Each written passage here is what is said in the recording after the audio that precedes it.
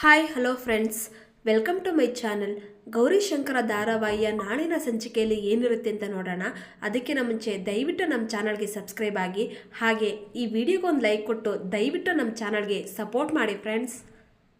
ಭೈರಾದೇವಿಯವರು ಶಂಕರನ ಕೇಳ್ತಾ ಇದ್ದಾರೆ, ಶಂಕರ 2 ದಿನ ಟೈಮ್ ತಗೊಂಡಿದ್ದಲ್ಲಪ್ಪ, ಗಂಗನ್ನ ಮದುವೆ ಆಗೋ ವಿಚಾರ ಮಾತಾಡ್ತೀನಿ ಅಂತ, ಅದೇನು ಅಂತ ಹೇಳಲೇ ಇಲ್ವಲ್ಲಪ್ಪ.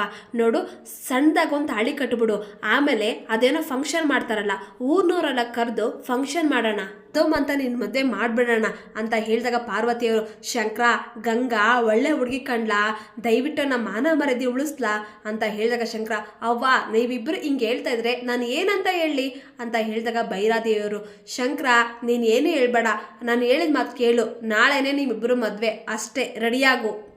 ಈ ಭೈರಾದೇವಿ ಜನರ ಮುಂದೆ ತಲೆ ತಗ್ಗಿಸ್ಬಾರ್ದು ಅಂತ ನಿನಗಿಷ್ಟ ಇದ್ದರೆ ಈ ಅವ್ವನ ಮಾತನ್ನು ನಡೆಸ್ಕೊಡು, ನಾಳೆನೇ ನಿನ್ನ ಮದುವೆ ರೆಡಿಯಾಗು ಅಂತ ಹೇಳಿ ಭೈರಾದೇವಿಯವರು ಇಲ್ಲಿಂದ ಹೊರಟೋಗ್ತಾರೆ.